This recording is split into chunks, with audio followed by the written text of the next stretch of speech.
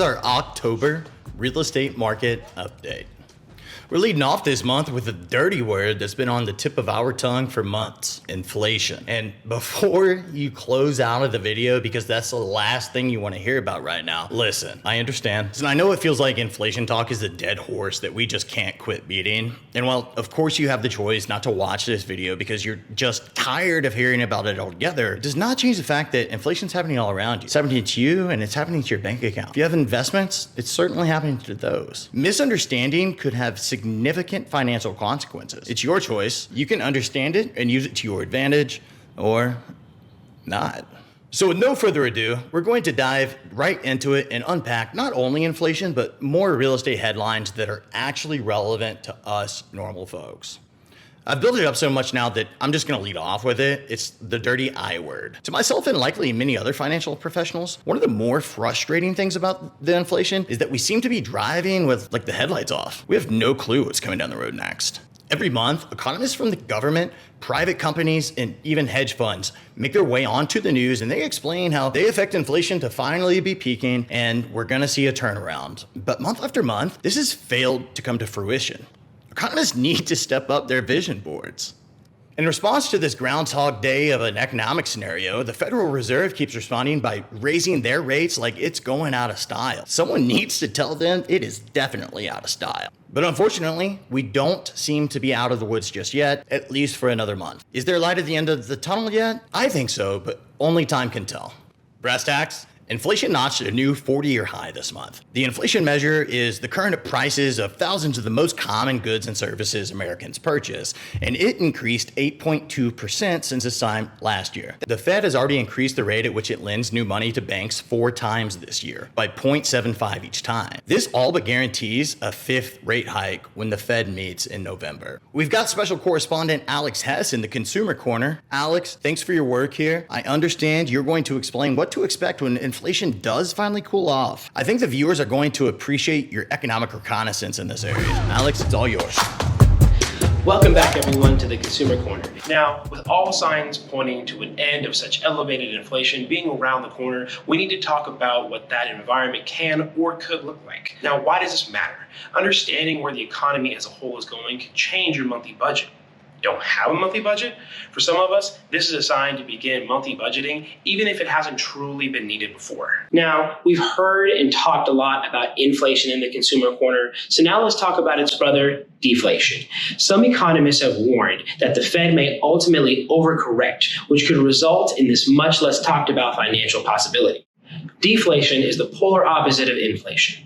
Now, from a simple point of view, it may seem that deflation is a good thing, but as with inflation and rates, all things in moderation is key. To settle into the idea, inflation is when the price of goods and services rises faster than the value of said currency in a said economy, and in turn, drops the purchasing power of that currency. In a deflationary market, the value of goods and services go down ideally faster than or at the same rate as the value of that economy's currency. Now that seems all fine and dandy because we want our dollar to go further, right? However, when all goods and all services go down simultaneously, it also signals a slowed down economic growth. And when an economy as a whole slows down, it becomes harder to earn and save money. After all, inflation is primarily caused by too much money in the system, and deflation is the opposite. So for us regular folks, that means less dollars to go around. When individual sectors of the market deflate, it's controllable and often beneficial for an economy. Yet when it all slows down at the same time, it's like we're slamming on the brakes and giving ourselves whiplash instead of cautiously driving and easing into the brakes. Now, hindsight is 2020. How do we move forward from here? We don't hoard. We spend on our necessities. Be frugal where need be and do our best to enjoy our lives. Take measures where needed, my friends. Maybe vacation in your home state instead of 2 weeks in Mexico. Cook at home a little bit more often. And maybe decide you don't need a fully loaded AMG 63 G-Class Mercedes. Try a Honda. It's pretty much the same thing.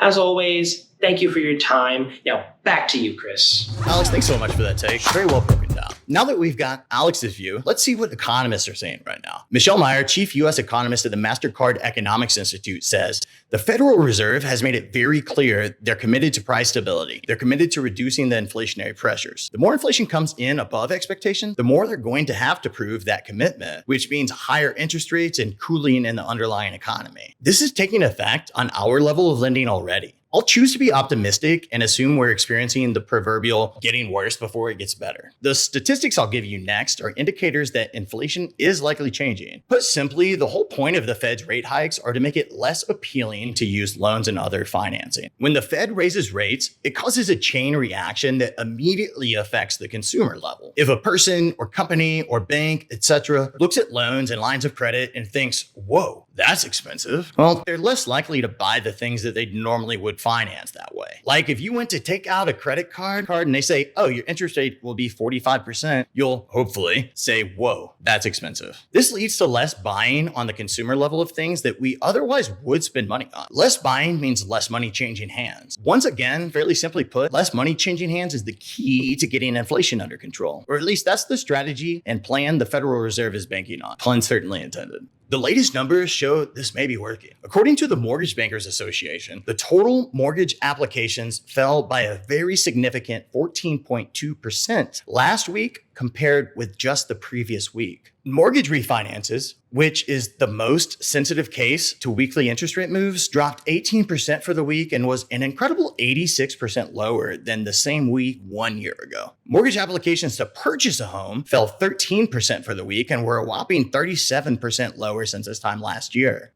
This can all be attributed to primarily two things: the highest mortgage rates in more than 20 years and one of the deadliest hurricanes on record in the United States mixed together, both contributing to a steep drop in mortgage demand. According to a recent article from the Mortgage Brokers Association, which I'll link to below, the average interest rate for a 30-year fixed rate conventional conforming loan increased to 6.75 from 6.5, with roughly a point of origination fee or discount for the rate. That's assuming a 20% down payment. And again, I'll link you to that Mortgage Brokers Association website. Should this mean that buying a house is a bad idea right now? Well, maybe not.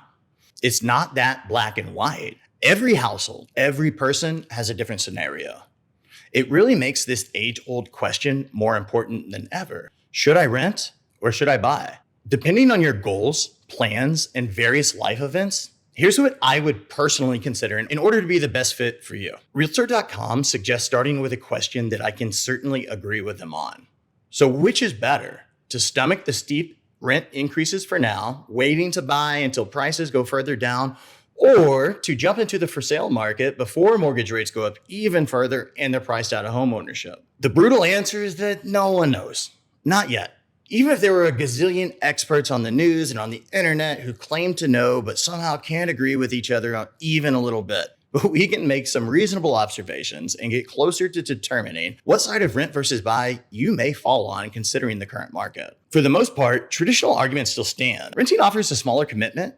You aren't responsible for the normal wear and tear and the replacements that follow. You can simply move at the end of the lease if something didn't suit you about the layout or the price or the landlord. But buying still offers the ever-praised value increases with resulting equity, which, by the way, in this market are both still happening, just with more normal short-term fluctuations than we've seen in the last couple of years. Buying also offers you freedom, still represents a piece of the American dream to many. And when you sell, you get that equity back in real cash money, while renters who move get nothing but a bill for a security deposit in the first month's rent. With interest rates going up and making homes cost more every month, home buyers have largely retreated until they're forced to move for one reason or another, like a growing family, job change, or a million other reasons that can come up in life. Life happens. At the same time, home sellers have heard that the market's topped out. Now there's a ton more houses for sale than buyers are used to. More houses for sale, buy a lot. Fewer buyers buying, buy a lot.